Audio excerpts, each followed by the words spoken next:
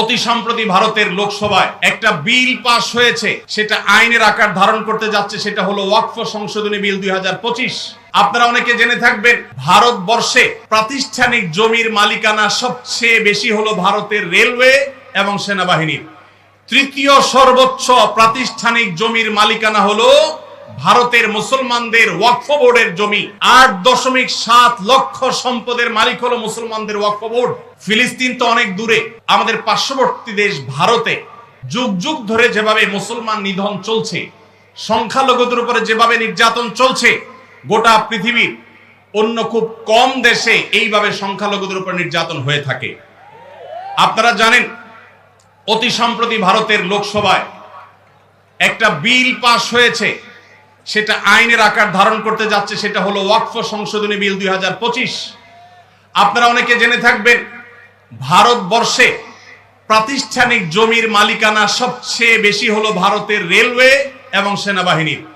তৃতীয় সর্বোচ্চ প্রাতিষ্ঠানিক জমির মালিকানা হলো ভারতের মুসলমানদের ওয়াকফ বোর্ডের জমি।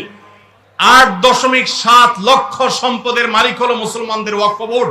ইসলামের অন্যতম একটা সৌন্দর্য হলো মসজিদ, মাদ্রাসা, ইয়েতিমখানা, কল্যাণমূলক কাজ, এগুলো পরিচালনা করবার জন্য ওয়াকফের ব্যবস্থা রাখা হয়েছে ইসলামে। কেউ তার জমি জীবদ্দশায় ওয়াকফ করে গেলে কিয়ামত পর্যন্ত সেই জমি যে উদ্দেশ্যে ওয়াকফ করে যাওয়া হয়েছে সে উদ্দেশ্যে ব্যয় করতে হবে। ওয়াকফের জমি কেউ বিক্রি করতে পারে না, এক্সচেঞ্জ করতে পারে না, দখল করতে পারে না। যে উদ্দেশ্যে ওয়াকফ করা হয়েছে এটার পরিপন্থী কোনো কাজ করা যায় না। ওয়াকফের এই চমৎকার উদাহরণের কারণে পৃথিবীতে কল্যাণমূলক কাজ আজীবন বেঁচে থাকবে। সেই সাস্টেইনেবল ওয়াকফের মাধ্যমে সাস্টেইনেবল ডেভেলপমেন্টের ব্যবস্থা ইসলাম রেখেছে।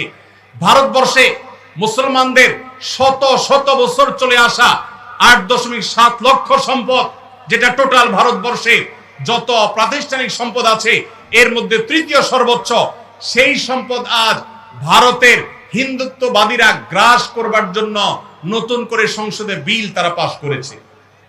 আপনারা জানেন, এই বিলে সুস্পষ্টভাবে বলা হয়েছে যে মুসলমানদের ওয়াকফ বোর্ড, যেটা নিতান্ত ইসলামিক একটা বিষয়, এটা এতদিন পর্যন্ত মুসলমানরাই পরিচালনা করে আসতো। এখন রাজ্য এবং কেন্দ্রীয় ওয়াকফ বোর্ডে দুজন অন্য ধর্মাবলম্বী অমুসলমান হিন্দু তাদেরকে বাধ্যতামূলকভাবে ওয়াকফ বোর্ডে অন্তর্ভুক্ত করার জন্য আইন করা হয়েছে। তার মানে মুসলমানদের মসজিদ পরিচালনার জন্য মুসলমানদেরকে ঢুকাইতে হবে কমিটিতে। এরকম ন্যাক্কারজনক, এরকম জঘন্য বিল আজকে তারা লোকসভায় পাশ করেছে। আমরা বাংলাদেশের এই প্রান্ত থেকে এই জঘন্য মুসলমানদের স্বাধীনতা হরণকারী, মুসলমানদের অধিকার খর্বকারী এই কালো আইন যেটা হতে যাচ্ছে, সেটার বিরুদ্ধে আমরা তীব্র নিন্দা এবং প্রতিবাদ জানাচ্ছি। ভাইরা আমার, আমাদের দেশে পান থেকে চুন খসলেই যারা সংখ্যালঘু অধিকার বলে চিৎকার চেঁচামেচি করে আর নিন্দা জ্ঞাপন করে, তারা যুগ যুগ ধরে যে মুসলমান নিধন করে আসছে, সেখানে সামান্য একটু গোশত পাওয়া যাওয়ার কাল্পনিক অভিযোগের ভিত্তিতে দিন দুপুরে মানুষকে পিটিয়ে মেরে ফেলা হয়। হোলির রং গায়ে মাখতে না চাওয়ার কারণে দিন দুপুরে পিটিয়ে মানুষকে মেরে ফেলা হয়। তাদের উৎসবের নাম দিয়ে মুসলমানদের মসজিদগুলোকে ভাঙা হয় বুলডোজার দিয়ে।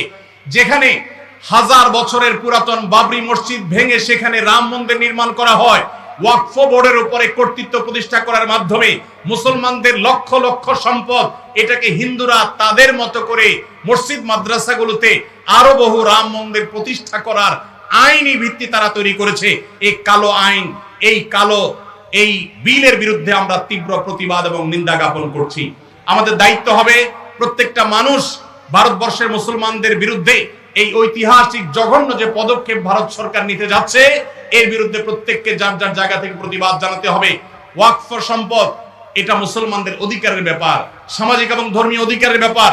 মুসলমানদের সে অধিকার থেকে তারা বঞ্চিত করছে। একের পর এক কালো আইন করে করে মুসলমানদেরকে বঞ্চিত করা হচ্ছে। আমরা নিন্দা জানাই। সেই সাথে ভারতের একটা আইন আছে, 12 বা 13 বছর যদি কেউ কোনো জমি নির্বাধায় দখল রাখতে পারে, সে সেটা মালিকানা দাবি করতে পারে। ওয়াকফের জমিগুলো এখন কেউ যদি এভাবে দখল করে রাখতে পারে আর সংশ্লিষ্ট ওয়াকফ বোর্ড যদি কোনো আপত্তি না জানায়, তাহলে সেটার সে মালিকানা দাবি করতে পারে।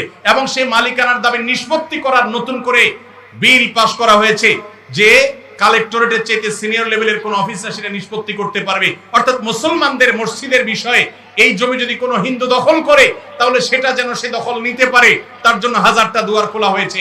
এটা ভারতবর্ষের ইতিহাসে মুসলমানদের বিরুদ্ধে তৈরি হওয়া সবচেয়ে কালো আইনগুলোর একটা, যেটা মুসলমানদের অধিকার খর্ব করছে, সংখ্যালঘুদের অধিকার খর্ব করছে। আমরা এর তীব্র নিন্দা জানাচ্ছি। আল্লাহ রাব্বুল আলামিন ভারতবর্ষের মুসলমানদের অধিকার যেন তারা ফিরে পায়, সেই তৌফিক আল্লাহ তাদের সবাইকে দান করুন, আমিন। আসুন্নাহ ফাউন্ডেশন, উম্মার স্বার্থে সুন্নাহর সাথে।